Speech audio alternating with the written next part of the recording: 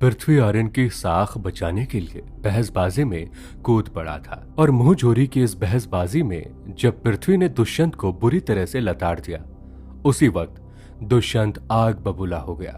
उसका गुस्सा 7वें आसमान के अर्श पर चला गया था और गुस्से से बौखलाया हुआ दुष्यंत मन ही मन में पृथ्वी को सबक सिखाने के लिए उसके दांत तोड़ने का फैसला कर लेता है। और इसी इरादे के साथ दुष्यंत अपनी मुट्ठी भींचकर एक भारी सा मुक्का बनाता है और उस मुक्के से पृथ्वी के मुंह को तोड़ने के लिए अपना कदम आगे बढ़ाता है। पृथ्वी तुरंत ही इस तरह के हमले के लिए खुद को तैयार कर लेता है और खुद भी जल्दी से अपने हाथों की जोरदार मुट्ठी बनाकर एक तेज मुक्का बना लेता है।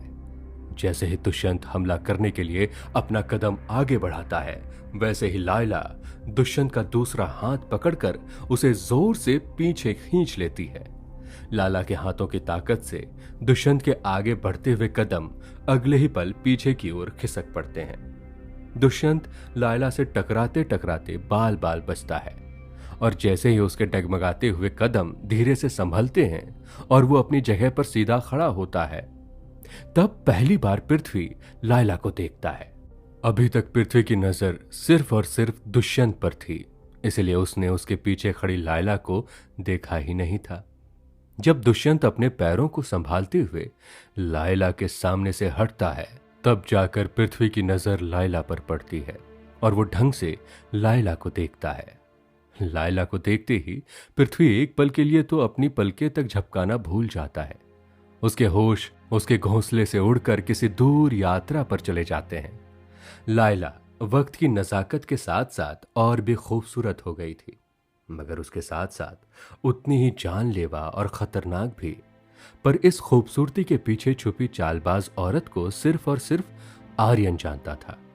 वही आर्यन जो अभी तक जमीन पर पड़ी अपनी चीजों को ऐसे खोज रहा था जैसे उस मिट्टी से अभी अभी हीरे की खदान बाहर निकल पड़ेगी।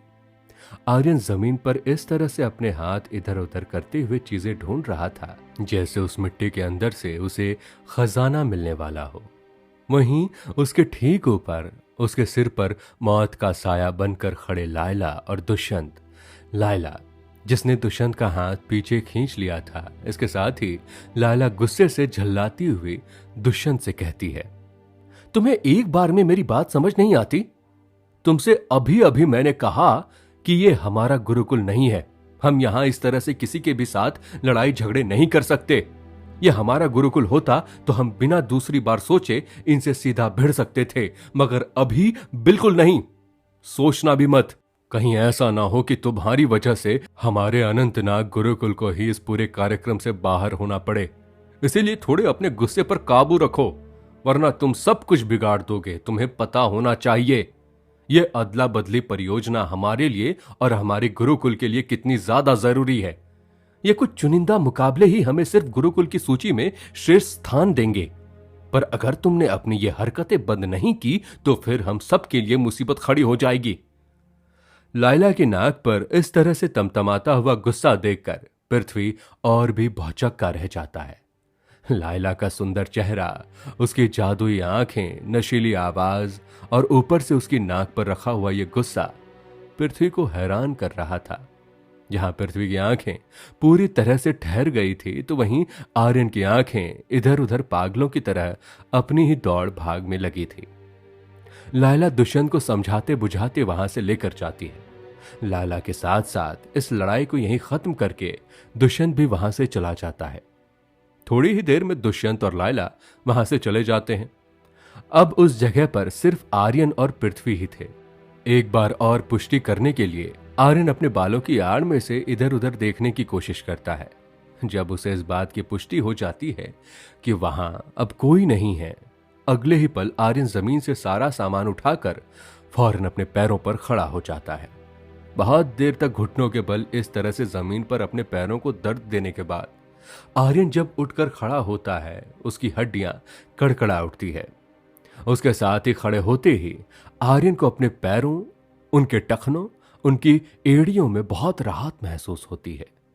जैसे ही आर्यन खड़ा होता है, पृथ्वी आर्यन पर शब्दों से टूट पड़ता है और कहता है, कौन थे ये लोग और तुम्हारी इनके साथ अचानक ऐसी झड़प कैसे हो गई?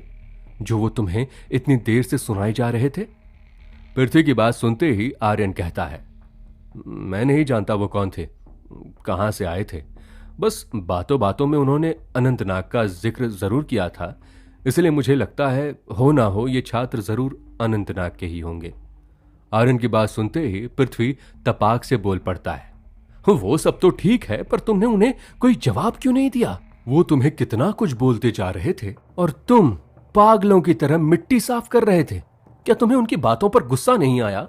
मेरा तो मन कर रहा था कि मुंह तोड़ दूं उसका, पर तुम महात्मा, तुमने मुझे रोक लिया। वैसे तुमने मुझे रोका क्यों?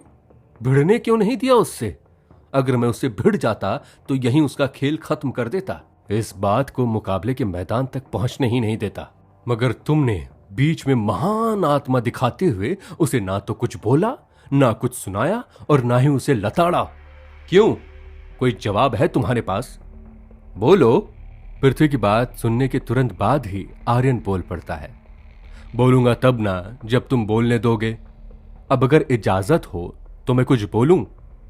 पृथ्वी सहमति में सिर हिलाते हुए आर्यन को बोलने के लिए कहता है, ऐसी कोई खास बात नहीं है, बस मैं इस समय किसी से बेफजूल की लड़ाई मोल नहीं लेना चाहता हूं। यह समय हमारे लिए और हमारे मार्तंड गुरुकुल के लिए बहुत जरूरी समय। ऐसे में हमें अपने गुरुकुल का मान सम्मान बढ़ाना चाहिए, ना कि उल्टा ऐसे फालतू लोगों से लड़ाई करके अपने ही गुरुकुल की इज्जत पर मिट्टी उछालनी चाहिए।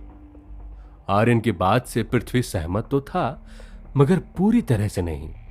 आर्यन की बात को इत्मीनान से सुनने के बाद पृथ्वी कहता है, तुम्हारी बात ठीक है, हमें इस समय कई सारी बातों का ध्यान रखना चाहिए, मगर हम खुद आगे से थोड़ी ना इस लड़ाई को शुरू कर रहे थे और ना ही हम किसी भी तरह की लड़ाई के लिए इच्छुक थे। पर जब कोई हमें लड़ने के लिए उकसाए, हमें ऊल जलूल बोलकर लड़ने के लिए प्रेरित करे, तो क्या ऐसे समय में भी हम मान मर्यादा का ध्यान रखें और अपनी बेइज्जती का कड़वा घूंट स्वादिष्ट पेय की तरह पी जाएं? बोलो, क्या ये सही है? ऐसा करना ठीक होगा?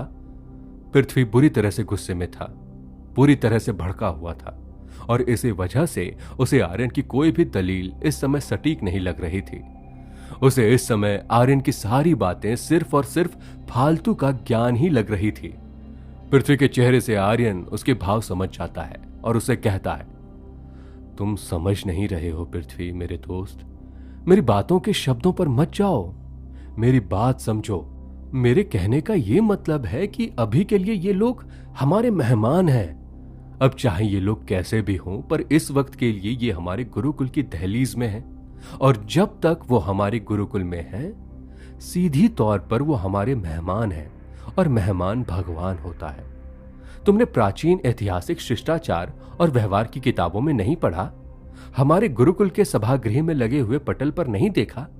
हर जगह लिखा हुआ है अतिथि देवो भव, और हम हमारे व्यवहारिक नियमों को नहीं तोड़ सकते क्योंकि यही हमारी नींव है। पर इसका यह मतलब बिल्कुल नहीं है कि हम किसी भी मनमानी को सहन कर लेंगे। हम बदला लेंगे, हम भी उन्हें लताड़ेंगे और मैं तो कहता हूं हम उन्हें इससे भी 1000 गुना ज्यादा तरीके से जलील करेंगे, पर समय आने पर। अच्छा, और कब आएगा ये समय? पृथ्वी चिढ़ते हुए आर्यन से कहता है। पृथ्वी की बात सुनते ही थोड़ी शांत आवाज में आर्यन कहता है, आएगा दोस्त, जल्दी ही आएगा। तुम निश्चिंत रहो, कल सुबह से अदला बदली के कार्यक्रम शुरू होने वाले हैं। कार्यक्रम शुरू मतलब जोरों शोरों की टक्कर भी शुरू। इसका मतलब कि एक से बढ़कर एक मुकाबले शुरू। मुकाबला यानी रणभूमि, और रणभूमि के दायरों के अंदर संसार के सभी नियम बाहर ही रह जाते हैं। अंदर सिर्फ एक ही नियम होता है, वो है हार और जीत, बस। मुकाबले के मैदान में ना कोई किसी का भाई, ना कोई किसी का दोस्त, ना कोई किसी का रिश्तेदार और ना ही कोई किसी का मेहमान। इसीलिए तुम चिंता मत करो, हम इन्हें मुकाबले के मैदान में देख लेंगे और वहीं इन्हें खदेड़ देंगे और हार के रंग की कालीख इनके मुंह पर पोत देंगे। इन्हें इतना जलील करेंगे जितना कभी इन्होंने सोचा भी नहीं होगा। मुझे तुम पर पूरा यकीन है। आर्यन के शब्दों ने पृथ्वी के अंदर जोश भर दिया था। पृथ्वी के चेहरे पर एक तेजस्वी चमक आ जाती है, उसके अंदर तक जोश भर जाता है और वो हर तरह के मुकाबले के लिए खुद को मानसिक तौर पर तैयार कर लेता है और हुंकार भरते हुए चिल्लाता है, या तुम सही कह रहे हो, इन्हें तो हम देख लेंगे। और अचानक पृथ्वी बोलते बोलते रुक जाता है। उसके दिमाग की बुझी हुई बत्ती अचानक से जल उठती है। वो तपाक से बोल पड़ता है, रुको रुको रुको, तुम पर यकीन है से तुम्हारा क्या मतलब है? यही कि मुझे तुम पर भरोसा है, यकीन है, आर्यन जवाब देते हुए कहता है। आर्यन की बात सुनते ही पृथ्वी त्योरी चढ़ाते हुए कहता है, नहीं नहीं नहीं नहीं नहीं, इसका ये मतलब तो है ही, मगर इसका कुछ और भी मतलब है। बताओ मुझे साफ साफ और जल्दी। तभी पृथ्वी के बिगड़ते हुए मिजाज को देखते हुए आर्यन पृथ्वी को कहता है, अरे तुम भी यार, बात सिर्फ इतनी सी है कि मैं अदला बदली के इस कार्यक्रम में भाग नहीं ले रहा हूं और इसीलिए मैं तो इसे मुकाबले के मैदान में पीट नहीं सकता, मगर मुझे तुम पर पूरा यकीन है कि तुम उसे हरा दोगे। आर्यन की बात सुनते ही पृथ्वी चौंक जाता है। उसे यकीन नहीं होता कि उसका दोस्त इस कार्यक्रम में भाग नहीं लेने वाला है। आर्यन पृथ्वी को अगले ही पल पूरी कहानी बता देता है कि कैसे उसने योद्धा स्तर को हासिल कर लिया है और नियमों के अनुसार अब वो इस कार्यक्रम से अपनी स्वेच्छा के साथ बाहर हो सकता है। पृथ्वी आर्यन की पूरी बात सुनकर खुश हो जाता है और उसे योद्धा स्तर पर पहुंचने के लिए खूब सारी बधाई देते हुए गले लगा लेता है और कहता है, ये तो खुशी की बात है और इसीलिए ये रात भी खुशी की होनी चाहिए। आज तो जश्न होगा, जश्न। ये कहते हुए वो आर्यन के गले में हाथ डालकर उसे छात्रावास की ओर लेकर जाता है। दोनों जश्न की बातें करते हुए मस्ती में झूमते गाते हुए छात्रावास पहुंच जाते हैं। तो वहीं दूसरी तरफ आर्यन का नाम अदला बदली के सूची से हटवाने के लिए पुष्यमित्रा उच्च प्रबंधन समिति के पास जाती है, जहां आज किस्मत से गुरुकुल के प्रधानाचार्य भी बैठे हुए थे। पुष्यमित्रा को वहां अचानक देखकर सभी चौंक जाते हैं और प्रधानाचार्य को छोड़कर सभी अपने अपने स्थान खड़े हो जाते हैं। पुष्यमित्रा सभी को अपने स्थान पर बैठने के लिए कहती है। तभी वरिष्ठ प्रबंधक पुष्यमित्रा से कहता है, महानायिका, आपके यहां आने का कोई विशेष कारण? अगर कोई काम था तो आप सूचना भिजवा सकती हैं, मैं हाथों हाथ आपका काम तुरंत ही करवा देता। तभी पुष्यमित्रा उच्च प्रबंधन समिति के वरिष्ठ प्रबंधक को आर्यन से संबंधित पूरी कहानी बताती है और पूरी बात बताते हुए उसका नाम सूची से हटाने के लिए कहती है।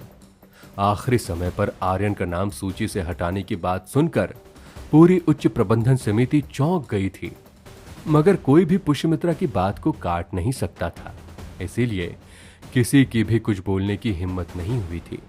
उच्च प्रबंधन समिति का वरिष्ठ प्रबंधक चुपचाप दस्तावेजों में से अदला बदली के लिए नियुक्त सभी छात्रों की सूची निकाल लेता है और आर्यन का नाम काटने ही वाला होता है कि तभी प्रधानाचार्य की आवाज सभी के कानों में पड़ती है। ये आप क्या बोल रही हैं महानायिका? आर्यन का नाम सूची से हटाना? नहीं नहीं, हम आर्यन का नाम सूची से नहीं हटा सकते, किसी भी हाल में, किसी भी कीमत पर नहीं। क्या फिर घूम फिर कर वहीं पहुंच जाएगी आर्यन की किस्मत? क्या आखिरकार लेना ही होगा आर्यन को अब अदला बदली में भाग? क्या होगा जब जश्न मनाते आर्यन को मालूम चलेगी ये बात? क्या होकर रहेगा आर्यन और आर्यनगर वालों का सामना? पता चलेगा जल्द ही अगली सुबह। जानने के लिए अभी सुनिए अगला episode action Aryan, only on pocket FM. Pushyamitra जैसे ही उच्च प्रबंधन मंडली में पहुंची, उसके पहुंचते ही सभी लोग उठ खड़े हुए थे। वरिष्ठ प्रबंधक ने पुष्यमित्रा से अचानक इस तरह आने का कारण पूछा। तब पुष्यमित्रा ने उसे आर्यन की चक्र जागृत से लेकर योद्धा स्तर तक पहुंचने की पूरी दास्तां सुनाई। उसके साथ ही उसका नाम उस अदला बदली की सूची से हटाने के लिए कहा। जैसे ही ये बात वहां बैठे प्रधानाचार्य के कानों में पड़ती है, वो तुरंत अपनी जगह से उठ खड़े होते हैं और पुष्यमित्रा से कहते हैं, ये आप क्या कह रही हैं महानायिका? ऐसा नहीं हो सकता है, बिल्कुल नहीं। मैं आपको आर्यन का नाम इस सूची से हटाने की अनुमति नहीं दे सकता, बिल्कुल नहीं। आर्यन हमारे नए नवेले छात्रों के बीच हुए मुकाबले की सूची में शीर्ष पर है, जो ये बताता है कि आर्यन फिलहाल इस गुरुकुल का सबसे बेहतर छात्र है। ऐसे में अगर हम उसे ही इस अदला बदली के मुकाबले से निकाल देंगे तो इस तरह से तो हम हमारे सबसे अच्छे खिलाड़ी को ही दल से बाहर निकाल देंगे। नहीं, मैं ऐसा होने नहीं दे सकता, बिल्कुल नहीं। प्रधानाचार्य महानायिका पुष्यमित्रा की बात को सुनते ही नकार देते हैं। वो उसकी बात को दूसरी बार सुनने की भी इच्छा नहीं रखते। मगर पुष्यमित्रा इस बहस को इतनी जल्दी कहां खत्म करने वाली थी, और करे भी कैसे। इसके दो बड़े बड़े कारण थे। एक वो खुद, जिसने आर्यन से वादा किया था कि अगर उसने योद्धा स्तर को हासिल कर लिया तो वो खुद उसका नाम अदला बदली की सूची से निकाल देगी और उसे इस कार्यक्रम से स्वतः ही बाहर कर देगी। वहीं दूसरा कारण खुद आर्यन था। आर्यन ने जिस तरह से अपनी कहानी का कुछ हिस्सा पुष्यमित्रा को बताया था, उस हिसाब से ये अदला बदली आर्यन की मौत का मुकाबला भी साबित हो सकती थी। तो इस हिसाब से ये आर्यन के लिए उसकी जिंदगी और मौत का सवाल था। बस इन्हीं दो कारणों को ध्यान में रखते हुए पुष्यमित्रा जवाब देते हुए कहती है, माफ कीजिए, पर इस संवाद के मुताबिक तो आप सिर्फ अपने और इस गुरुकुल की साख के स्वार्थ के लिए आर्यन को इस्तेमाल करना चाहते हैं, जो मेरे होते हुए मैं होने नहीं दूंगी। वहीं दूसरी बात, गुरुकुल के कुछ नियम तय होते हैं और उन नियमों।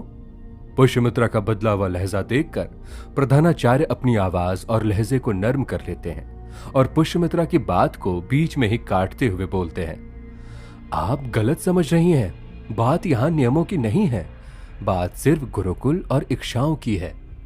मुझे लगता है कि आर्यन को पूरा गुरुकुल इस मुकाबले में लड़ता हुआ देखना चाहता है, और साथ ही साथ मैं भी।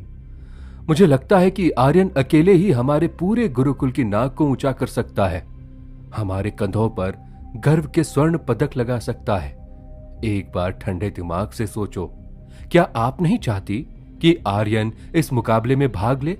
और अगर नहीं तो इसके पीछे क्या कारण है, मुझे भी बताइए। प्रधानाचार्य का सवाल एकदम जायज था और उनकी भावना भी एकदम सटीक थी। वैसे भी उनकी आर्यन से कोई जातीय दुश्मनी नहीं थी। उन्हें तो आर्यन और उसकी कलाएं खुद भी बहुत पसंद थी। वो तो बस आर्यन को इस मुकाबले में लड़ता हुआ देखना चाहते थे। बस इसी कारण से वो आर्यन का नाम इस सूची से नहीं हटाना चाहते थे। असल में इसमें प्रधानाचार्य का कोई स्वार्थ था ही नहीं, सिर्फ एक इच्छा थी, एक दिली इच्छा, आर्यन को मुकाबले में लड़ता हुआ देखने की और अनंतनाग के बच्चों को पटखनी देते हुए धूल चटाता हुआ देखने की। मगर वहीं पुष्यमित्रा प्रधानाचार्य की इस ख्वाहिश, इस इच्छा पर पानी फेरने का पूरा बंदोबस्त कर चुकी थी। तभी पुष्यमित्रा प्रधानाचार्य की सारी बातों को काटते हुए बोलती है, हम हमारी इच्छाओं को किसी भी व्यक्ति के माथे पर नहीं मर सकते हैं। हम किसी की भी जिंदगी को हमारे हाथों में नहीं ले सकते हैं। वो व्यक्ति की व्यक्तिगत इच्छा है कि वो अपने जीवन में क्या फैसला लेना चाहता है और क्या नहीं। उसके जीवन में हम अपना योगदान दे सकते हैं, मगर उसके बलबूते हम उसकी जिंदगी पर किसी भी तरह से हक नहीं जमा सकते। और आर्यन यही चाहता है कि वो इस अदला बदली के कार्यक्रम से बाहर हो जाए। वो खुद चाहता है कि उसे इस मुकाबले में भाग नहीं लेना, तो हम किसी भी तरह की जोर जबरदस्ती उसके साथ नहीं कर सकते। असल में तो आर्यन मुकाबलों को खुद देखने भी आना नहीं चाहता। वो फिलहाल इस तरह के हर मुकाबलों से दूर रहना चाहता है, बस। इसीलिए उसका नाम सूची से हटा देना ही एकमात्र विकल्प है। पुष्यमित्रा की बात सुनते ही प्रधानाचार्य का अच्छा भला चेहरा उदासी के भार से लटक जाता है। एक पल के लिए उन्हें यह भी चिंता खाने लगती है कि अगर आर्यन ही इस मुकाबले से हट जाएगा तो फिर वो छात्र कौन होगा जो गुरुकुल की तरफ से अनंतनाग के माथे पर हार की पट्टी मढ़ेगा। वो कौन होगा जो मार्तंड गुरुकुल को जीत के पायदान पर लाकर खड़ा कर देगा। वैसे तो आर्यन के अलावा और भी छात्र थे जो ये कारनामा कर सकते थे, जिनमें अधीनस्थ, रागज्योत, कुषाण, पृथ्वी, सम्राट और यशस्वी आदि शामिल थे। मगर आर्यन ने जिस तरह के सबके ऊपर अपनी छाप छोड़ी थी, उसकी बात ही अलग थी।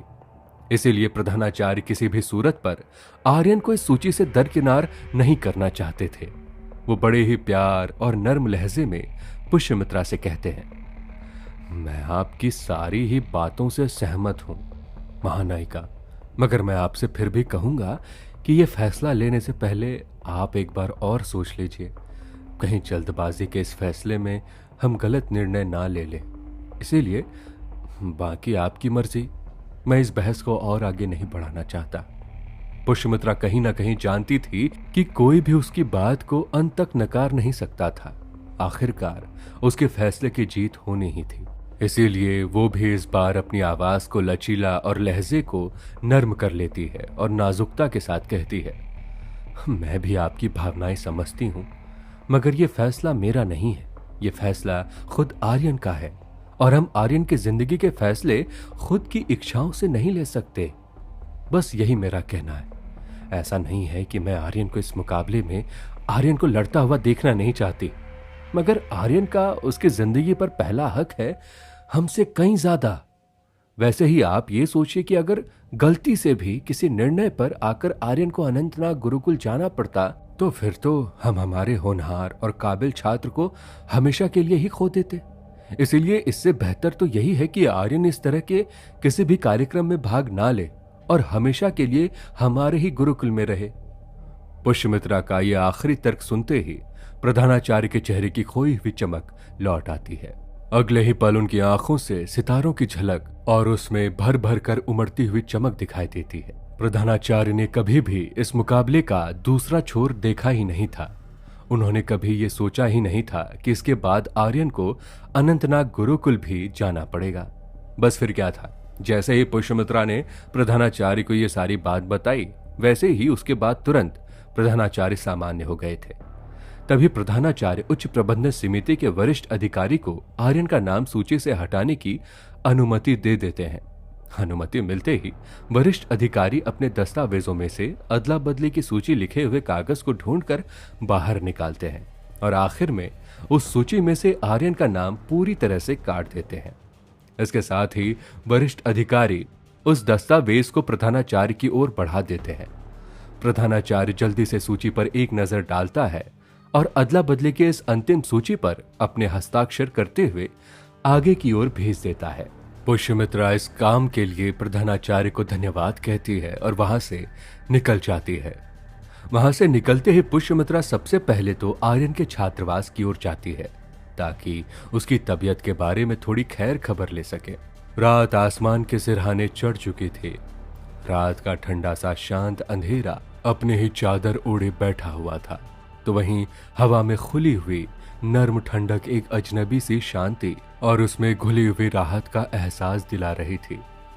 इस रात में चहलकदमी करते हुए पुष्यमित्रा आर्यन के छात्रावास की ओर पहुंच जाती है। थोड़ी ही देर में जब वो आर्यन के कमरे तक पहुंचती है तो उसे कमरे के अंदर से शोरोगुल की भारी आवाज सुनाई देती है। पुष्यमित्रा समझ नहीं पा रही थी कि आर्यन अचानक इतना मस्तीखोर कैसे हो सकता है। कल तक उसका शरीर आराम की भीख मांग रहा था, तो वहीं आज आर्यन के कमरे से आते इस शोरगुल की आवाज ने पुष्यमित्रा को हैरानी में डाल दिया था। दरअसल कमरे के अंदर आर्यन और उसके दोनों दोस्त अपनी ही मस्ती में मस्त मगन थे, नाच गा रहे थे। उसी के हाँ हुल्ला शोरगुल से पूरा कमरा और कमरे की दीवारें गूंज रही थी। अगले ही पल दरवाजे पर खटखटाने की तेज आवाज सुनाई देती है। खटखट खटखट खटखट खट। पुष्यमित्रा दरवाजा खटखटाने के बाद कुछ देर के लिए इंतजार करती है, मगर जब उसके बाद भी दरवाजा नहीं खोलता तो पुष्यमित्रा और भी जोर से दरवाजे को ठोकती है। इस बार दरवाजा खटखटाने की आवाज ने अंदर तक कमरे में तहलका मचा दिया था। अचानक ही नाचती गाती वो सब आवाजें धीमी पड़ने लगती है। शोरगुल एकदम शांत सन्नाटे में बदल जाता है। दरवाजा खुलता है और दरवाजे के पीछे अनंत छुपा होता है। अनंत के पीछे पृथ्वी और पृथ्वी के पीछे आर्यन मदमस्त मौला की तरह छुपा होता है। तीनों की हरकतें बता रही थी कि तीनों ने जश्न के तौर पर द्राक्षारस का सेवन कर लिया था, जिसकी वजह से उनके कदम डगमगाते हुए, जुबान लड़खड़ाती हुई, आंखें टिमटिमाते हुए, होठ थरथराते हुए, पलकें फड़फड़ाती हुई नजर आ रही थी। पुष्यमित्रा तुरंत ही समझ जाती है कि तीनों किस तरह के जश्न में मदमस्त होकर नाच रहे थे। साथ ही पुष्यमित्रा ये भी जानती थी कि आर्यन और उसके दोनों दोस्त बहुत ही कमी से ऐसे जश्न किया करते थे, इसीलिए वो किसी से भी नाराज नहीं थे, बल्कि वो उन तीनों को जश्न मनाने के लिए आजाद छोड़ देती है और जल्दी से अपनी सारी पूछताछ करती है। पूछताछ करते हुए पुष्यमित्रा आर्यन से उसकी तबीयत के बारे में पूछती है और साथ ही उसके दवाओं के बारे में ब्यौरा लेती है। जैसे ही आर्यन पुष्यमित्रा के सारे सवालों के जवाब दे देता है, वैसे ही पुष्यमित्रा वहां से निकलकर अपने इंदु महल की तरफ निकल जाती है।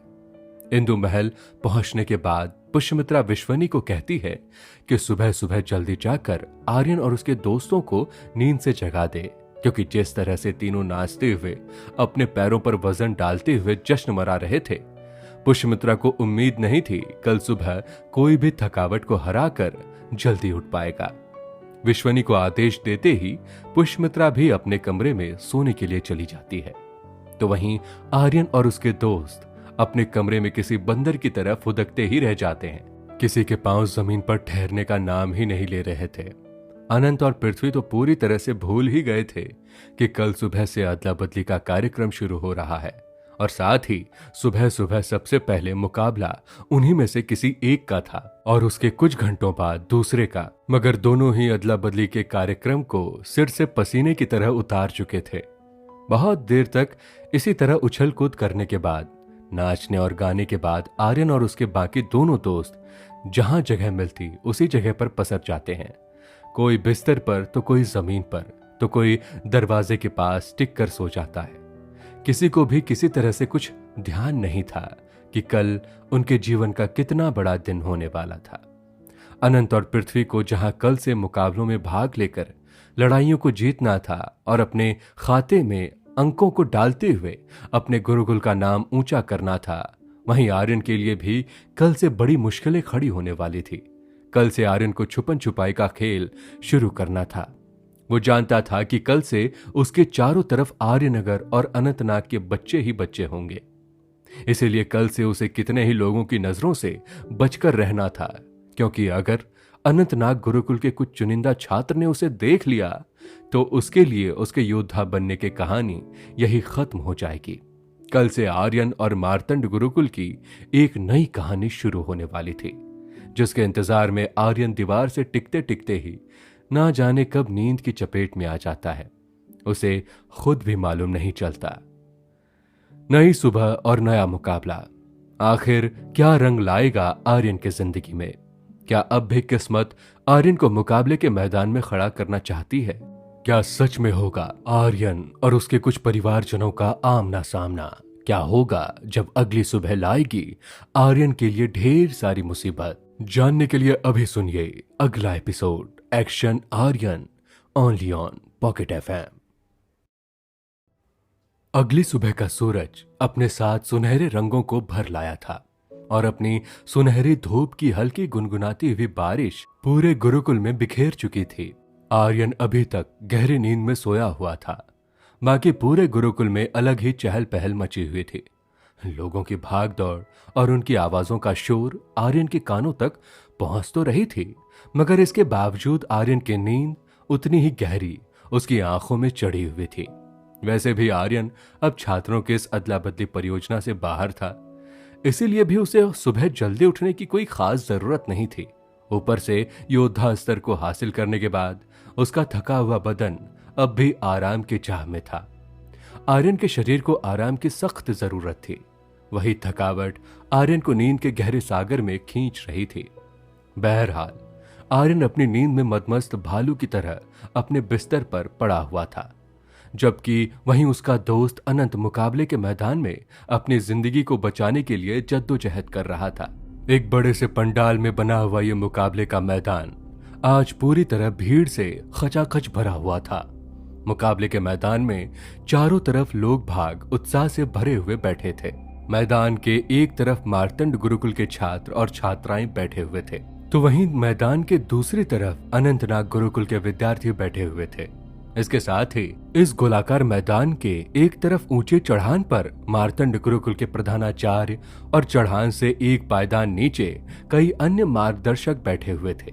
इसके बिल्कुल सामने अनंतनाग गुरुकुल की प्रधानाचार्य दक्षायनी भारती बैठी हुई थी। दक्षायनी भारती अनंतनाग गुरुकुल की प्रधानाचार्य होने के साथ साथ एक सशक्त वीरांगना भी थी। दक्षायनी ने अपने समय में साम्राज्य की कई लड़ाइयों में हिस्सा लिया था, और तो और उसने अपनी तय युद्ध कलाओं के दम पर दुश्मन राज्य के कई लोगों को खदेड़ा था। दक्षायनी की उम्र अब उसके चेहरे पर झलकने लगी थी। उसके चेहरे की झुर्रियां उसकी उम्र दराज होती हुई जिंदगी की निशानी थी, तो वहीं उसके चेहरे पर उभरे हुए कुछ निशान उसके द्वारा लड़ी और जीती गई लड़ाइयों के साहस चिन्ह थे। उसके चांदी से चमकते बालों में बिजली के जैसी चमक थी। उसकी आंखों में बाज के जैसी नीयत थी, जो किसी की भी आंखों में बसी हिम्मत को जलाकर राख कर सकती थी। दाक्षायणी अपने चेहरे पर एक अलग ही तरह के तेवर संभाले बैठी हुई थी। उस तेवर से उसके अंदर का आत्मविश्वास स्वाभाविक रूप से झलक रहा था। दाक्षायणी के ठीक एक निचले पायदान पर अनंतनाग के अन्य मार्गदर्शक और सहायक बैठे हुए थे। दाक्षायणी के चेहरे पर एक ऐसी मुस्कुराहट थी जो ये बता रही थी कि उसे अपने गुरुकुल के छात्रों पर कितना यकीन था। पूरा पंडाल आवाजों से गूंज रहा था। सभी अपने अपने गुरुकुल के छात्र का उत्साह बढ़ाने के लिए जोर जोर से चिल्ला रहे थे। इससे पहले इतना जोश और उत्साह पहले कभी नहीं देखा गया था। सभी के अंदर एक जोश और जुनून पनाह लिए बैठा था और सभी की जुबान पर सिर्फ एक ही नाम था। वो एक नाम जो पूरे गुरुकुल के पंडाल और मुकाबले के मैदान में गूंज रहा था। दुष्यंत, दुष्यंत, दुष्यंत, शेर का भी जो कर दे अंत, दुष्यंत, दुष्यंत।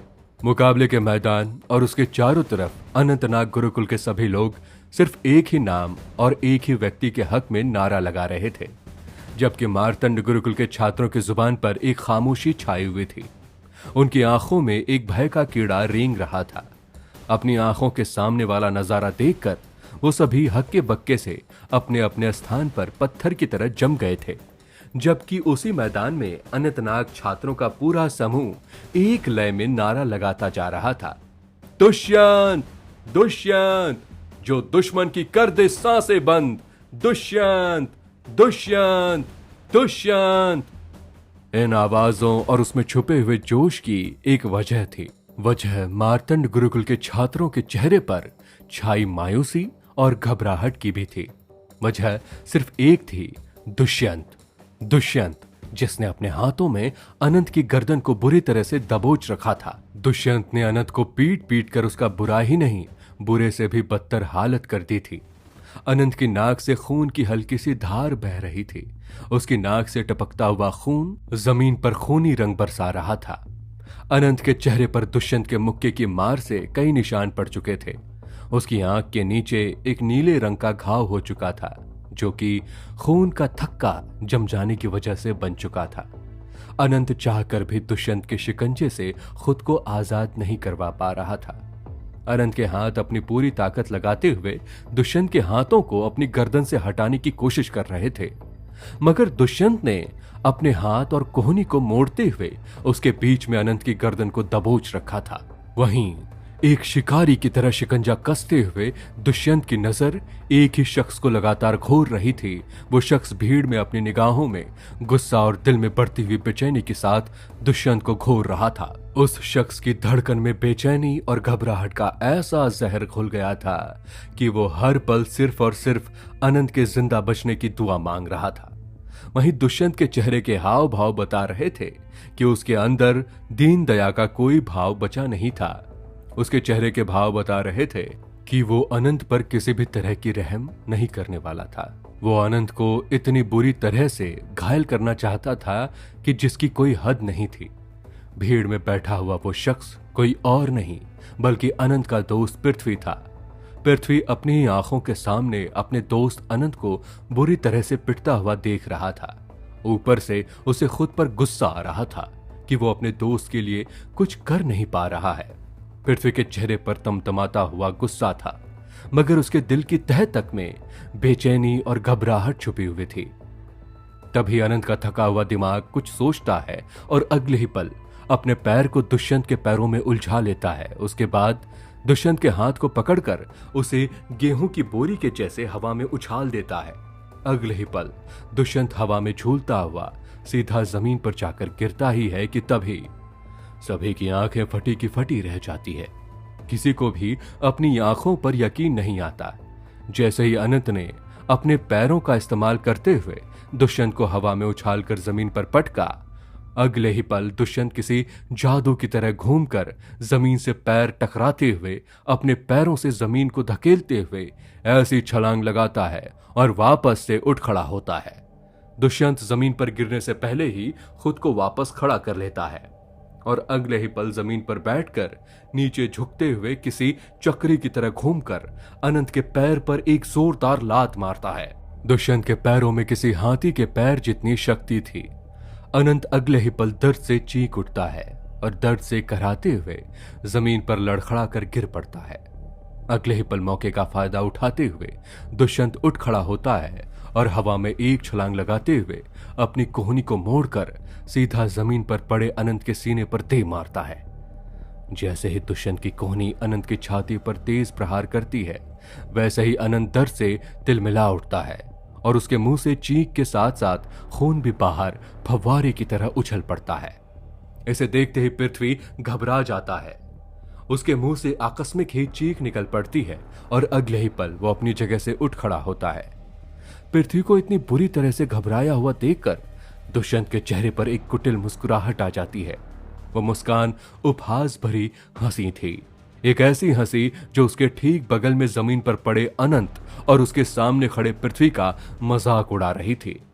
तो वहीं दुष्यंत के सामने खड़ा हुआ पृथ्वी अपने आप को एकदम असहाय महसूस कर रहा था।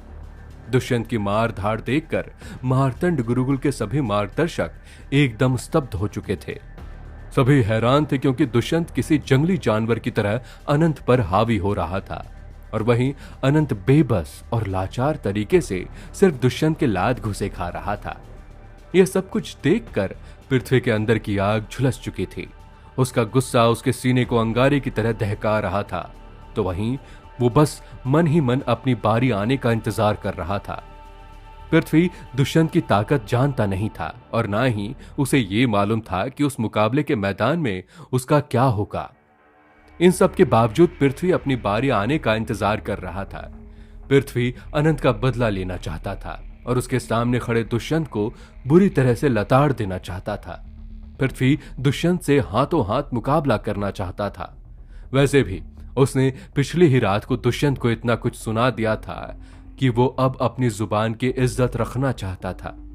अनंत के मुकाबले के बाद समय सारणी में पृथ्वी और दुष्यंत का मुकाबला नियुक्त था, यानी कि इस मुकाबले के बाद अगला मुकाबला पृथ्वी और दुष्यंत का ही होगा, ये तय था। पृथ्वी मन ही मन में सोच रहा था, बस एक बार मुझे उस मैदान में आने दे, उसके बाद अगर मैंने तेरी सूरत नहीं बदल दी तो मेरा नाम भी पृथ्वी नहीं। तेरे पैरों के नीचे से सारी जमीन खींच लूंगा।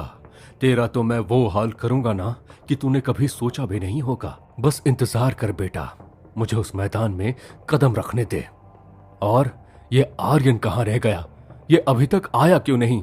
क्या इसे याद नहीं आज इसके दोनों दोस्तों का मुकाबला है? एक तरफ हम दोनों दोस्त इसके लिए जान की बाजी लगा देते हैं और एक ये अभी तक सही वक्त रहते यहाँ आया ही नहीं। बताओ कब आएगा आर्यन?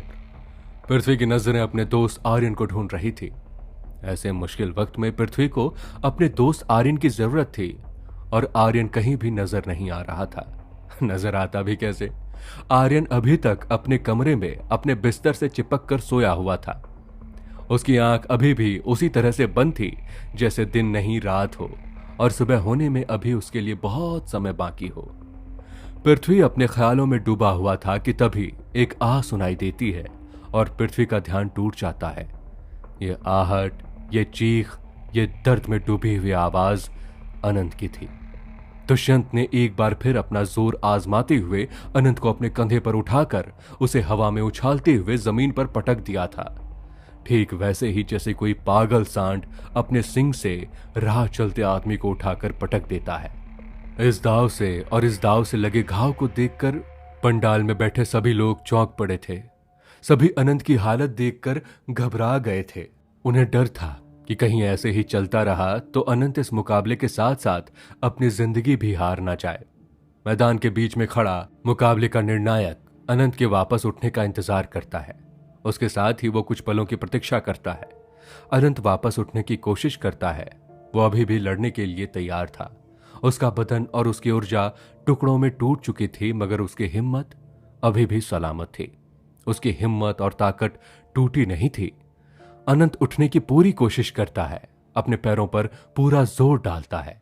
इसके साथ ही अनंत हल्का सा उठता ही है कि तभी अनंत की हिम्मत को देखकर चारों तरफ तालियों का शोर गूंज उठता है, मगर अगले ही पल उसके पैर डगमगा जाते हैं। उसकी हिम्मत लड़खड़ा जाती है और वो वापस जमीन पर गिर पड़ता है। अनंत को जमीन पर गिरता हुआ देखकर दुष्यंत जोर जोर से हंसने लगता है। उसकी हंसी का शोर चारों तरफ गूंज जाता है। उसकी हंसी ने सभी लोगों को एकदम चुप कर दिया था। तभी मुकाबले का निर्णायक आगे आता है और दुष्यंत को इस मुकाबले का विजेता घोषित कर देता है। इसके साथ ही अनंतनाग गुरुकुल में खुशी की लहर दौड़ पड़ती है। सभी जश्न के तौर पर चिल्लाने लगते हैं। सभी छात्र हल्ला मचा देते हैं और चारों तरफ दुष्यंत का नाम गूंज जाता है। इस भीड़ में जहां सभी जश्न में डूबे हुए थे, दुष्यंत का नाम चिल्ला रहे थे, वहीं दुष्यंत सिर्फ पृथ्वी को घूर रहा था और वही पृथ्वी दुष्यंत को एकटक नजरों से घूर रहा था। उसकी आंखों से मौत बाहर झांक रही थी। क्या पृथ्वी लेगा अपने दोस्त अनंत का बदला? क्या पृथ्वी कर देगा दुष्यंत की हड्डी पसलियां एक, या फिर पृथ्वी का भी होगा अनंत के जैसा हाल? क्या आर्यन बचा पाएगा अपने दोस्तों को और साथ ही साथ मार्तंड गुरुकुल की नाक? जानने के लिए अभी सुनिए अगला episode action Aryan, only on pocket FM।